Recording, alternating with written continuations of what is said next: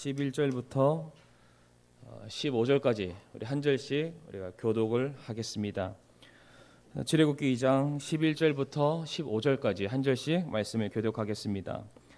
그 당시에 모세가 장성하여 자기 형제들에게 나가서 그들의 짐을 보다가 어떤 이집트 사람이 어떤 히브리 사람 곧 자기 형제들 중에 하나를 치는 것을 보매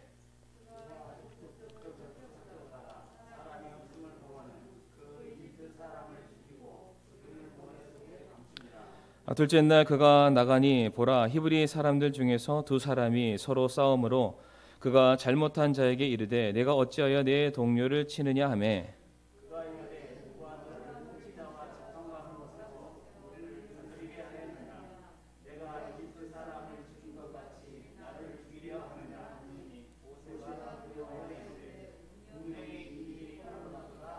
같이 읽겠습니다.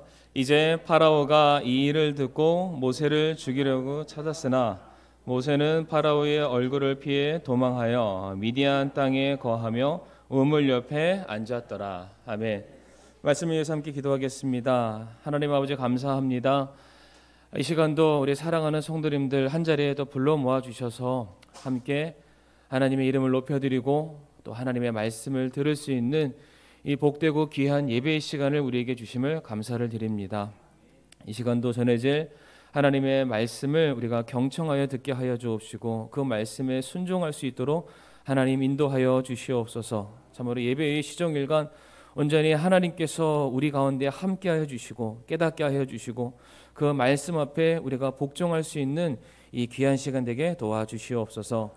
예수님의 이름으로 간절히 기도를 드립니다. 아멘.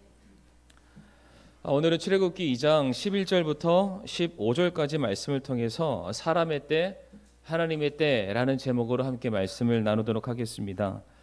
오늘 본문인 출애굽기 2장의 말씀을 보게 되면은 타이밍, 그러니까 때가 정말로 잘 맞는 경우와 그리고 그렇지 못한 경우로 절묘하게 나누어진 것을 우리가 확인해 볼 수가 있습니다. 오늘 본문이 11절부터 15절까지인데 바로 그 앞이죠. 출애굽기 2장 1절부터 10절까지의 말씀을 우리가 눈으로 보게 되면 우리가 또 잘 알고 있는 부분이기도 합니다. 그 부분이 정말로 타이밍이 딱딱딱 맞아 떨어지는 것을 우리가 볼 수가 있습니다. 먼저 아므람과 요깶의 모세의 부모님의 이름인데 이들이 이제 모세를 낳게 됩니다. 그런데 당시 히브리 남자 아이가 태어나게 되면은 하수 강에다 던져 버리라는 파라오의 명령이 있었습니다. 그럼에도 불구하고 그 부모는 그 아이의 사랑스러움을 보고 3개월 동안 버리지 못하고 죽이지 못하고 숨겨서 키우게 됩니다. 그런데 이제 3개월이 지나고 나자 더 이상 숨길 수 없는 상태가 되었습니다. 그래서 어쩔 수 없이 갈대 상자를 만들고 물이 새지 않도록 역청을 발라서 그 이후에 나일강에 떠내려 보내게 됩니다. 근데 그때 때마침 혹시 누가 등장했는지 아시죠? 바로 파라오의 딸이 목욕을 하러 그 나일 강가로 나오게 되었습니다. 혹여나 그날 날씨가 좋지 않았다면, 혹여나 그때가 홍수 때 우기였다면 아마도 그 만남은 성사가 되지 않았을 것입니다. 그리고 6절 말씀, 출애굽기 2장 6절의 말씀 보게 되면 파라오의 딸은 그 갈대 상자에 누워있는 아기가 히브리인의 아들이다, 히브리인 남자라는 사실을 알고 있습니다. 그러니까 자기 아버지가 금하고 있는 그 일을 자기가 지금 자행하고 있는 그런 상황이었죠. 그럼에도 불구하고 그 갈대 상자의 안에 있는 그 아이를 보고 불쌍히 여기는 그 마음으로 모세를 자기의 아들로 삼게 됩니다. 그런데 때마침 이 모든 광경을 모세의 누이가 지켜보고 있다가 공주가 그 아이를 자기 품에 안게 되었을 때 그 즉시 공주를 찾아가게 됩니다. 그리고 7절 말씀 보게 되면 공주님, 이 아이가 이제 젖을 먹고 살아야 되지 않겠습니까? 내가 이 아이를 위해서 히브리 유모를 한 명 데려다 드릴까요? 라고 말했을 때 그 말에 응하게 됩니다. 지금 제가 말씀드렸던 거 하나하나 이 중에 단 하나라도 빠지게 됐다면, 그 중에 단 1분 1초라도 그 시간이 맞지 않았다면 어쩌면 모세는 이미 죽은 목숨이나 다름이 없었을 것입니다. 처음에도 말씀드렸죠. 모든 것들이 타이밍에 맞게 잘 맞아 떨어지는 상황이 1절부터 10절까지 진행이 되고 있습니다. 그런데 오늘 우리가 읽은 이 11절부터의 말씀을 보게 되면은 기가 막히게 지금까지 타이밍이 잘 맞아 왔었던 모세의 인생이 무엇인가 실타래가 묶인 것처럼 뭔가 지금 일이 잘 풀리지 않는 것들을 우리가 확인해 볼 수가 있습니다. 오늘 본문 11절부터 15절까지 말씀을 요약해서 제가 전달해 드리게 되면 이제 모세가 자기 동족이죠. 자기 동포인 히브리 사람을 괴롭히는 이집트 사람, 아마도 군병이었을 텐데 그 사람을 발견하게 됩니다. 그래서 자신의 그 분노를 감추지 못한 채 바로 그 자리에서 이집트 사람을 쳐서 죽이는 살인을 저지르게 됩니다. 어찌 보면은 그때 당시 모세가 가지고 있는 권위나 어떤 지위가 있었기 때문에 이 일은 당연하다라고 볼 수 있는 것이고요. 그냥 지나칠 수도 있는 일이다라고 우리가 말할 수 있을 것입니다. 그런데 결국 이 모든 일들이 파라오의 귀에 들어가게 되었고 그 파라오의 보복을 두려워했던 모세는 결국 도망자의 신세가 되고 말았습니다. 분명 모세는 선한 동기를 가지고 또한 정의를 구현하고자 내 동족, 내 민족인 이스라엘 백성들을 돕고자 나름 철두철미하게 계획해서 세웠던 그 일이었는데 지금 그 모든 일들이 완전히 꼬이게 된 것입니다. 자, 그러면 어째서 모세의 삶이 이와 같이 어그러지게 된 것일까? 그의 삶에 정말로 타이밍이 딱딱딱 맞아 떨어지던 그 인생이 왜 꼭 꼬인 실타래처럼 그의 인생이 막히게 되었을까? 그것은 첫 번째로 모세가 하나님의 때가 아닌 사람의 때를 선택을 했기 때문입니다. 오늘 본문 11절 말씀이 이렇게 시작을 하고 있습니다. 모세가 장성하여 자기 형제들에게 나가서라는 말씀으로 오늘 본문이 시작을 했습니다. 자, 그런데 이 부분에 대해서 조금 더 구체적으로 설명해 놓은 또 다른 성경 구절이 있습니다. 우리 화면에도 나올 텐데요. 사도행전 7장 23절의 말씀이 되겠습니다. 방금 전에 읽었던 출애굽기 2장 11절의 말씀을 더 풀어서 구체적인 내용을 설명한 것이 사도행전 7장 23절의 말씀인데요. 우리 성도님들 한 목소리로 같이 한번 읽어보겠습니다. 시작.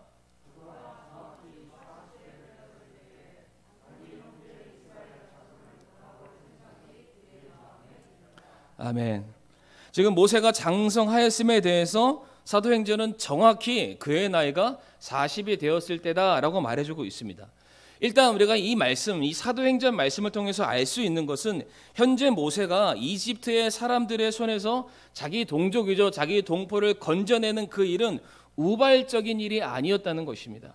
그가 마음속에 계획을 품었던 일입니다. 모세는 항상 자기 동포, 자기 동족들을 건져낼, 돌아볼 생각이 항상 그의 마음속에 있었습니다. 다만 아직 시기와 때가 이르지 않았다고 판단했기 때문에 그는 나이 40이 되기까지 계속 잠잠고 있었던 것입니다. 자, 그런데 오늘 본문 11절 말씀에 모세가 장성하여 사도행전 7장 23절의 말씀에 의하면 그가 정확히 그의 나이 40이 되었을 때에 드디어 동족 이스라엘을 구출할 계획을 마음속에 있는 생각을 실제 실행으로 옮기게 되었습니다. 자, 그렇다면 성도님들, 오늘 본문 11절 말씀에 모세가 장성했다는 그 말의 의미가 정확하게 무엇을 우리들에게 나타낼까요? 장성했다, 모세가 키가 컸다, 모세가 남들보다 더 덩치가 컸다, 그런 것을 우리들에게 말해주는 것은 결코 아닐 것입니다. 그 말은 이제 모세가 성인으로서 스스로 결정을 내리고 책임을 질 수 있는 그러한 나이가 되었다.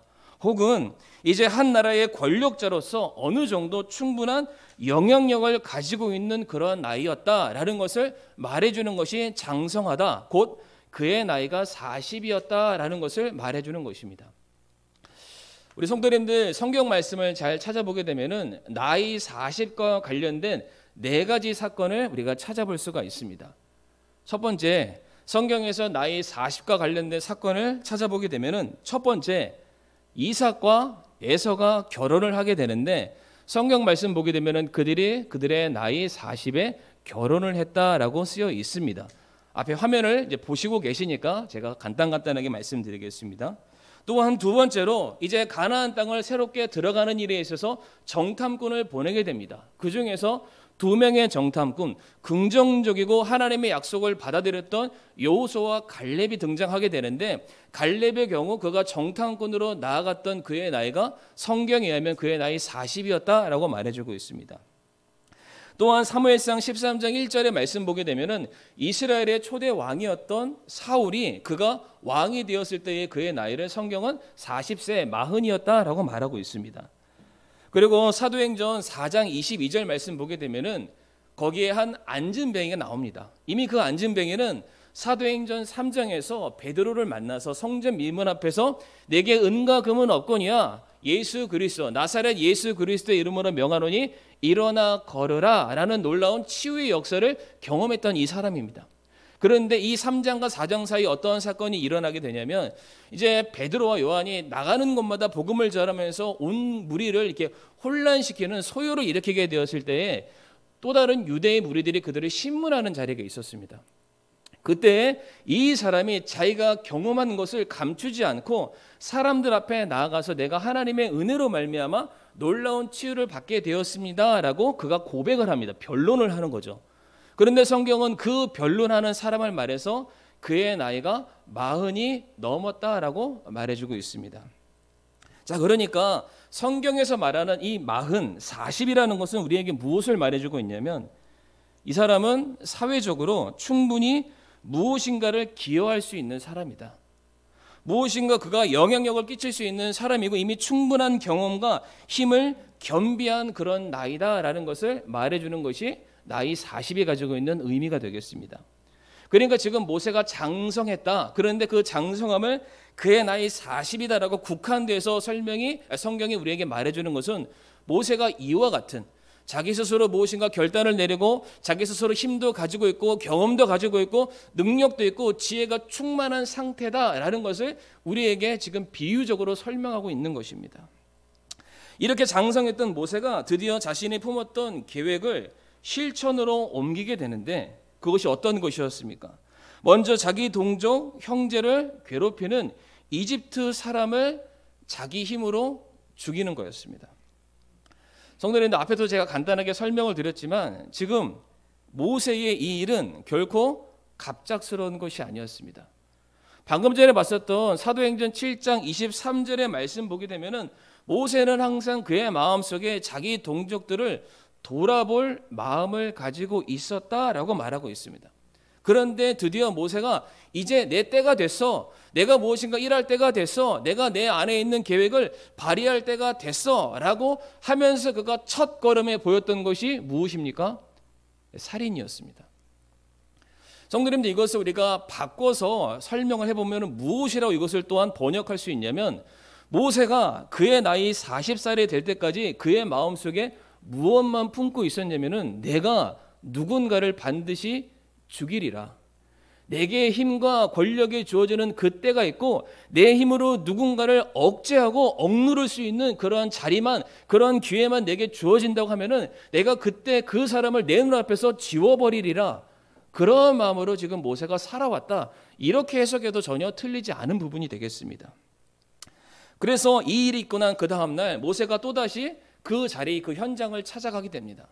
그런데 이번에 찾아갔을 때 이집트 사람이 똑같이 자기 동족들을 괴롭혔던 것이 아니라 같은 히브리인들끼리 싸우는 모습을 모세가 목격을 하게 됩니다.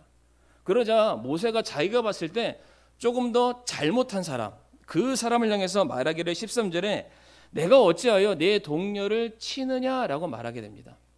그 사람들이 모세에게 뭐라고 얘기하냐면 14절 말씀에 누가 너를 통치자와 재판관으로 우리 앞에 세웠느냐라고 말합니다. 성도님들, 이게 무슨 뜻이냐면은 통치자와 재판관, 이 두 가지 역할을 합치면은 뭐가 되냐면은 왕이 됩니다. 누가 너를 우리의 왕으로 세웠길래 우리한테 이렇게 감나라 대추나라 이렇게 말할 수 있느냐라고 오히려 같은 동족 동포가 반문하고 있습니다. 사실 이때 당시 모세 위에 왕은 있습니다. 누굽니까? 파라오가 왕입니다. 아니, 육체적인 왕이 파라오라고 하는 것 그냥 치부하고 그에게 있어서 진정한 왕은 하나님이십니다. 자, 그런데 그럼에도 불구하고 지금 모세가 어떻게 행동합니까? 스스로가 왕처럼 행동했고요. 스스로가 하나님처럼 되려고 행동했습니다.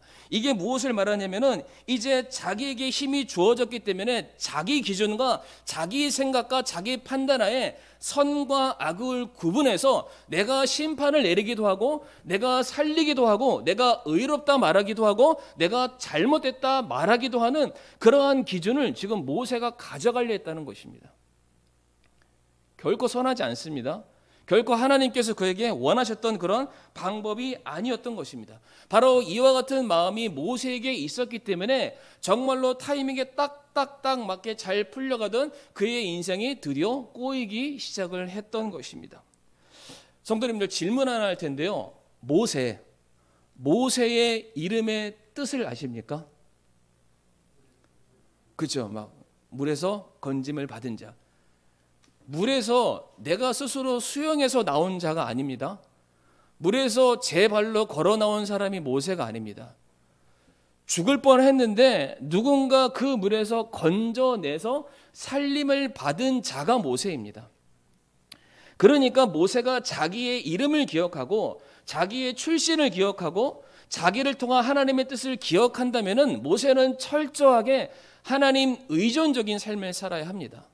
내 뜻과 내 생각과 내 힘대로 사는 그러한 삶이 아니라 내 인생, 내 출발점부터 하나님의 도우심으로 말미암아 건진받은 인생이기 때문에 하나님이 가라면 가고 하나님이 멈추라면 멈추고 하나님께서 이것이 네 일이다라고 했을 때 그 일에 순종하면서 나아가는 것이 모세의 이름이자 그의 인생의 전부가 되어야 하는 것이 맞습니다. 그런데 모세는 그러지 않았습니다. 스스로 왕이 되려고 했고요. 스스로 하나님이 되려 했습니다. 그가 왕과 하나님이 된다 하는 그 말은 무엇이냐면은 모든 일에 있어서 판단과 모든 일에 있어서 기준과 시기와 모든 것들을 스스로 결정해서 내 마음대로 하겠다라는 것입니다. 자, 그런데 지금 모세가 자기 마음속에 계획한 이 일이 누구를 위한 일이었습니까? 자기 자신의 개인을 위한 일이었습니까? 아닙니다. 민족을 살리기 위한 일이었습니다. 그런데 오늘 본문 12절 말씀을 성도님들 눈으로 한번 봐보시기 바랍니다. 모세가 이 이집트 사람을 죽이려 했을 때 그의 모습에 대해서 성경이 무엇이라고 얘기하고 있습니까? 다짜고짜 처음부터 달려들어서 그 이집트 병사를 죽였던 것이 아니라 먼저 이쪽과 저쪽을 살펴봤습니다. 그러니까 그의 마음속에 뭔가 이게 선하지 않다, 이게 올바르지 못하다, 무엇인가 잘못됐다라는 것을 안 겁니다. 그런데 이쪽도 보고 이쪽도 봤는데 아무도 없는 거예요. 내 마음대로 해도 될 것 같은 거죠. 그러니까 그 즉시 판단이 딱 서자마자 바로 이집트 병사를 죽여버리게 된 것입니다. 자, 그러면은 여기서 퀴즈입니다. 모세가 어디를 안 봤습니까? 이쪽도 보고 이쪽도 봤는데 이쪽을 안 봤습니다. 아무도 나를 못 볼 거다. 아니, 이 자리에 나밖에 없다라고 생각을 한 겁니다. 민족을 구하는 그 일을 하려고 하는데 자기 혼자 잘 먹고 잘 살기 위해서 모세가 이 일을 계획한 것이 아니라 나와 함께 얻는 모든 이스라엘 백성들을 내가 지금 건져내기 위해서 지금 엄청나게 중요한 결단을 내리고 있는 그 상황이었는데 지금 모세는 스스로 자기만의 결정과 자기만의 생각으로 이 모든 일들을 헤쳐나가려고 했다는 것이죠. 그런데 성경 말씀 보게 되면은 모세처럼 동일하게 민족적인 구원을 위해서 간절하게 애를 쓰고 그의 삶을 드리고 마치 선구자적인 역할을 감당했던 또 다른 사람들이 있습니다. 대표적으로 느헤미야가 있고요. 또한 에스더가 있습니다. 머릿속에 그 장면들이 막 그려지시겠죠. 느헤미야 2장 말씀 보게 되면은 느헤미야가 이제 아닥사스다 왕 앞에서 이제 수를 따르는 관원이었습니다. 그런데 그가 슬픈 기색을 보이게 되죠. 왜 그런지는 아시죠? 자기 고향의 소식을 듣게 되었을 때 너무 안타까운 거죠. 옛 영광, 다윗의 그 옛 영광, 하나님께서 우리와 함께 하셨던 그때의 모든 영광이 사라져버리고 폐허가 됐던 그 소식을 들었을 때 마음이 너무 애잔한 거예요. 슬픈 기색을 갖고 있을 때 왕이 물어봅니다. 왕이 내게 이르되 왜 네 얼굴에 슬픈 기색이 있냐? 한번 말해봐라. 그랬더니 느헤미야가 얘기하는 겁니다. 내 고향이 이래 돼서 완전히 처참한 폐허가 됐습니다. 어찌 내가 그 소식을 알고 있는데 내가 웃을 수 있겠습니까? 라고 말을 하게 되죠. 그러자 다시 왕이 느헤미야에게 말하게 됩니다. 다음 화면을 보여주시게 되면은 느헤미야가 이제 왕이 느헤미야에게 얘기합니다. 그러면 내가 내게 무엇을 해주기를 원하느냐? 느헤미야야, 내가 너의 모든 것을 알고 내가 너를 돕기 원하니까 내가 너에게 뭘 해줄까라고 했을 때 느헤미야가 왕에게 이르되라고 되어 있죠. 근데 중간에 뭐가 있습니까? 파란색 글씨? 내가 하늘의 하나님께 기도를 드리고. 성도님들, 이 장면이 어떠한 장면이냐면은 말씀 한번 들으셨는지는 모르겠지만 지금 왕이 느헤미야에게 여봐라, 내게 무엇인가를 얘기를 해봐라. 이 얘기가 딱 떨어졌죠. 그러면 전하 뭐 이러면서 즉각적으로 대답을 해야 되는 그런 상황입니다. 그러니까 지금 왕이 물었을 때 지체하지 않고 바로 말을 해야 되는데 그 찰나와 같은 순간, 그 짧은 순간 느헤미야가 뭐 했습니까? 하나님께 기도드렸습니다. 뭐 걸어갔을지 모르겠고 잠깐 생각했을지 모르겠고 눈을 잠깐 감았는지는 모르겠는데 그 찰나와 같은 그 순간 내 민족과 내 나라와 내 동포를 구하는 그 일에 있어서 내 생각과 내 판단과 내 계획이 아니라 하나님의 시기와 하나님의 방법과 하나님의 뜻이 이루어지기를 간절히 바라는 마음에 그 찰나와 같은 순간, 이것을 신학적인 용어로 화살기도라고 합니다. 순식간에 쏘듯이 기도했다. 기도하고 나아갔을 때 드디어 느헤미야가 아닥사스다 왕으로부터 은혜를 얻고 다시 예루살렘 성벽을 재건하는 일에 쓰임을 받게 되었습니다. 느헤미야는 뭐 했습니까? 하나님께 이 민족의 구원을 위해서 간절히 기도했던 사람이었습니다. 성도님들, 에스더는 어떻습니까? 모르드게가 에스더에게 말합니다. 지금 네가 이 자리에 있는 것이 너 자신을 위해서 있는 줄 아느냐? 네가 여기 있는 것이 하나님의 뜻을 이루기 위해서 있는지 네가 모르느냐라고 말을 하게 됩니다. 그랬을 때 에스더가 그 모르드게의 말을 마음속에 깊이 새기고 다음과 같이 말을 하게 됩니다. 에스더 말씀 4장 15절과 16절 말씀 보게 되면은 제가 노란색 글씨 친 것만 읽겠습니다. 모든 유대인들을 함께 모으고 당신들은 나를 위하여 금식하되 사흘 동안 밤낮으로 먹지도 말고 마시지도 마소서. 나도 내 시녀들과 함께 그렇게 금식하겠다. 지금 왕에게 찾아가서 내 민족을 좀 구해달라고, 내 민족을 좀 살려달라고 이렇게 누군가 모하마나 하만이라는 그런 장군이 있으니까 그로부터 우리 민족을 지금 구원해 주셔야 된다고 이 사명에 대해서 에스더 말고는 말할 수 있는 사람이 없었죠. 그러니까 너가 가서 말해야 된다. 알겠습니다. 내가 생각하는 방법과 내가 생각하는 계획대로 왕에게 찾아가서 어떻게 왕의 마음을 꼬드겨서 내가 말해볼게, 이렇게 하지 않았습니다. 내가 죽을 수도 있어요.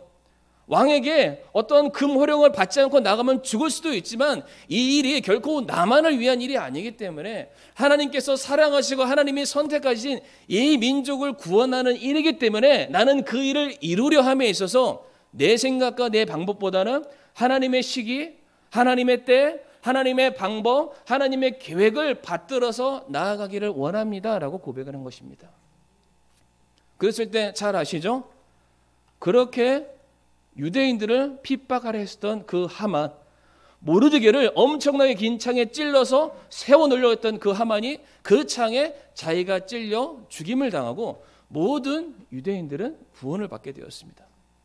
그런데 다시 오늘 본문으로 돌아와서 모세의 경우에는 전혀 그러지 않습니다.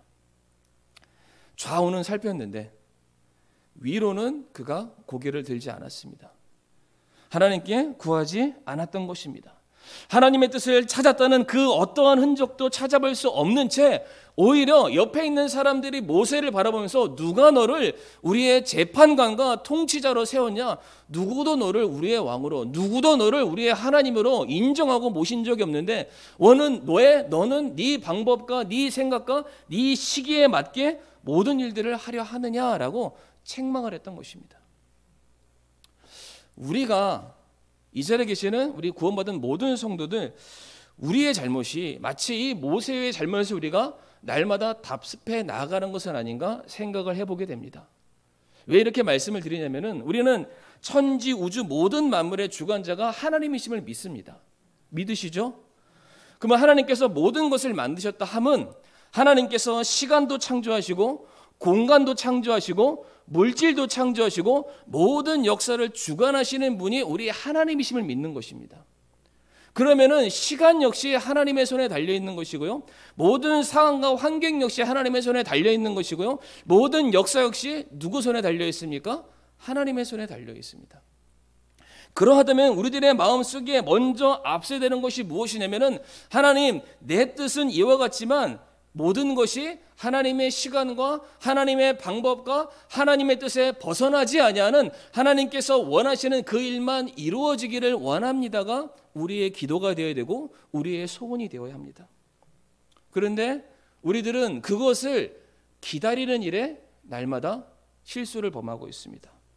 하나님의 때를 기다리지 아니하고 내가 먼저 이쪽과 저쪽을 먼저 살펴보고 아무도 없는 것 같다, 지금이 때인 것 같아 라는 그 생각이 들 때에 우리가 먼저 하나님의 때를 기다리지 않고 먼저 나서게 되는 그러한 범죄. 모세도 그렇고 우리도 그렇고 지금 우리에게 가장 필요한 것이 무엇이냐면은 바로 기다리는 일입니다. 하나님의 때를 기다리는 일. 우리의 계획과 생각보다 하나님의 뜻과 계획이 훨씬 더 탁월하시고 훨씬 더 온전하시고 훨씬 더 공의를 이루실 것을 믿는 믿음으로 말미암아 우리에게 무엇이 필요합니까? 인내하는 믿음이 필요하다는 것입니다. 이사야 55장 8절에서 9절 말씀에 이러한 말씀이 기록되어 있습니다.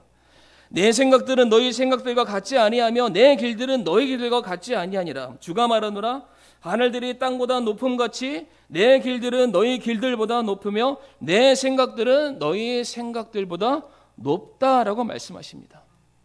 우리 사랑하는 성도님들, 주님께서는 누구보다 우리의 형편과 우리의 마음과 생각, 우리의 간구를 누구보다 정확하게 알고 계신 분이십니다. 하나님께만 모든 문제의 해결의 방법이 열쇠의 키가 주어져 있음을 우리가 믿어야 되는 것입니다. 우리가 정말 그것을 믿는다면은 우리가 원하는 때가 아니라 이제 하나님의 영광이 선포가 되고 하나님께서 그 일을 친히 놀랍게 이루실 그 때를 우리가 믿는 믿음으로 기다려야 될 필요가 있다는 것입니다. 성도님들, 믿으시길 바랍니다. 그 때가 가장 좋은 때입니다. 하나님께서 이루시는 때가 가장 선한 때이고 하나님께서 이루시는 그 때가 하나님께서도 기뻐하시지만은 우리에게도 가장 기쁨의 순간이 될 것을 믿으심으로 인내하시길 바랍니다. 두 번째로, 하나님께서는 이렇게 기다리는 자에게, 하나님의 때를 기다리는 자에게 어떠한 축복을 보여주시게 되냐면 기다리는 자에게 하나님의 때를 보여주신다는 겁니다. 그러니까 무작정 기다리고 있으면 알아서 되겠지, 이게 아니라 그렇게 믿고 기다리는 자에게 하나님께서 자, 지금이다 라고 말씀을 해 주신다는 겁니다. 잠언 23장 18절 말씀에 이러한 말씀이 있습니다. 분명히 끝이 있고 너희 기대하는 바가 끊어지지 아니한다라고 말씀하십니다. 우리의 생각엔 지금 안 되면 망할 것 같고 지금 안 되면 실패할 것 같아서 하나님 지금 당장이라도 뭐라도 내게 좀 주세요, 나 더 이상 참을 수 없어요, 견딜 수 없어요, 우리가 말할 수 있지만, 우리의 심정을 그렇게 들끓을 수 있지만 하나님께서 말씀하시기를 아직 끝이 아니다. 너희가 기대하는 바, 성도님들, 이 기대는 우리 생각의 기대가 아닙니다. 우리가 하나님께 맡기고 의지했던 그 기대는 반드시 끊어지지 않고 이루어진다라고 말씀하십니다. 이것을 절대적으로 우리가 그 믿음으로 살아가야만 하는 것입니다. 자, 그래서 오늘 다시 본문으로 돌아오게 되면 이제 모세가 파라오의 보복에 무서워서 도망간 장소가 미디안에 있는 한 우물이다라고 성경은 말해주고 있습니다. 성경에서 각 지명들마다 가지고 있는 여러 가지 정의들이 있는데 미디안의 경우에는 마치 이스라엘 백성들이 사마리아 지역 하면은 지나가지 않고 돌아가고 함께 어울리지 않는 그런 지역처럼 미디안의 경우에도 민수기 31장의 말씀 보게 되면 하나님께서 저 지역을 진멸하라라는 그런 장소였습니다. 그러니까 하나님의 백성들이라면 쉽게 가지 못하는 장소가 미디안. 그러니까 자기 목숨을 건지기 위해서 설마 저길 갔겠어? 하고 선택했던 장소가 모세가 미디안을 선택해서 도망을 가게 된 것입니다. 자, 그러니까 모세 입장에서는 지금 자기가 있는 그곳이 어떠한 곳입니까? 더 이상 아무런 희망이 없는 곳입니다. 이제 어찌 보면은 내가 도망은 가긴 했지만 여기에서 누구의 도움도 받지 못한 채 여기에서 자기의 삶이 이제는 며칠 후면은 죽을 수도 있는 장소가 바로 미디안이었던 것입니다. 다시 말씀드리지만은 모세에게 있어서 미디안은 절망의 장소였지만은 이제 하나님의 입장에서는 전혀 반대입니다. 자기 뜻대로 하다가 완전히 망가져버린 그 모세를 들어서 이제 다시 하나님께서 자기의 때에 맞는 사람으로 들어 사용하시는 장소가 미디안이었던 것입니다. 이제 모세가 이 미디안이라는 장소에서 자기 계획과 생각이 아니라 하나님의 뜻대로 그 일들이 착착착 풀려져 나가게 되는데, 이 미디안이라는 곳에서 어떠한 일들이 생기게 되냐면요, 하나 차트를 보여주시길 바랍니다. 모세에게 나타난 하나님의 때 무엇이냐? 바로 모세는 그가 앉았던 이 미디안 우물가에서 누구를 만납니까? 자기 사랑하는 아내 십보라를 만나게 됩니다. 그리고 십보라를 통해서 아들을 낳죠. 나중에 게르솜과 엘리에셀을 낳습니다. 근데 그 자녀를 낳는 과정들을 통해서 그 자녀들이 가지고 있는 이름의 뜻들이 있는데, 모세가 그 아들을 통해서 하나님께서 나를 향하신 그 원대하신 계획을 깨닫고 하나님의 은혜였다라고 고백하는 장면이 훗날 나오게 됩니다. 또한 그 자리에서 또한 누구를 만납니까? 자기의 장인 어르신인 이드로를 만나게 되죠. 바로 미디안 우물가에서. 훗날 모세가 수많은 이스라엘 백성들을 진두지휘하는 데 있어서 그의 지도력이 떨어지게 되었을 때 출애굽기 18장 말씀 가보게 되면은 그 이드로가 이 모세에게 그 수많은 백성들을 치료할 수 있는 지혜로운 방법을 그에게 전달해 주게 됩니다. 또 어떠한 일이 있습니까? 이제 모세가 40년이라는 시간 동안 그 미디안 광야에서 양과 염소와 가축을 치면서 이제 광야의 생활을 습득하는 시간을 갖게 되는 장소가 됩니다.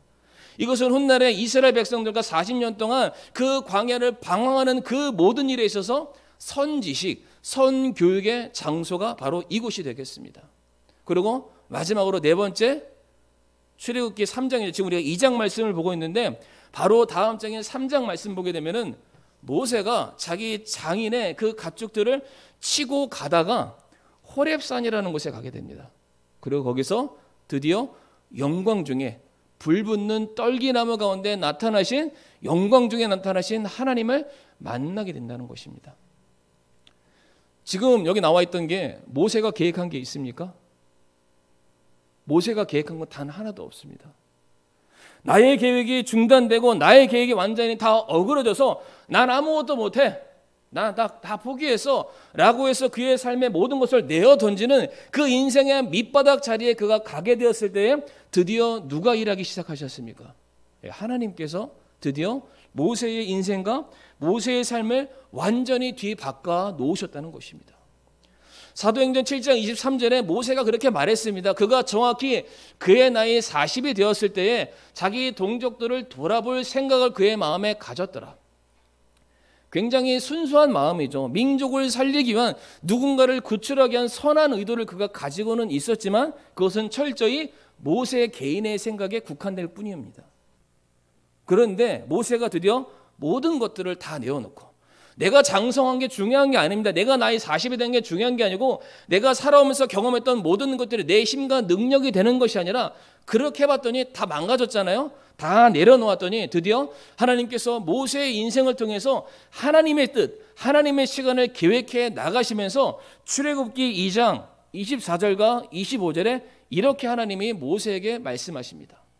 하나님께서 아브라함과 이삭과 야곱과 맺은 자신의 언약을 기억하사 이제 그것을 시작하실 마음을 품으셨다는 것입니다.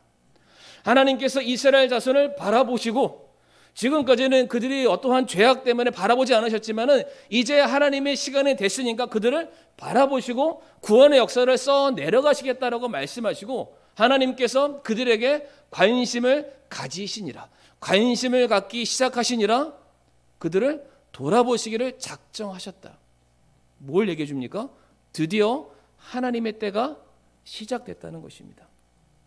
모세가 잠자코 기다렸을 때, 하나님의 시간과 하나님 때를 그가 잠자코 기다리게 되었을 때에 자기의 힘으로는 살인밖에 저지를 수 없었고 자기의 힘으로 맺은 결과는 도망자의 삶일 뿐이었었지만은 그가 기다리고 앉아 있었을 때에 하나님께서 그 모세의 삶을 들어서 그는 감히 상상할 수 없었던 놀라운 구원의 역사를 써 내려가셨다. 그래서 이어지는 출애굽기 3장 10절 말씀에 모세에게 하나님이 그 호렙산에서 부르실 때 뭐라고 말씀하십니까? 2장 넘겨주시기 바랍니다. 출애굽기 3장 10절에 없네요. 말씀 한번 보시기 바랍니다. 출애굽기 3장 10절에 하나님께서 모세에게 뭐라고 말씀하시냐면 그런즉 이제 오라라고 합니다. 이제, 지금이라는 겁니다. 지금.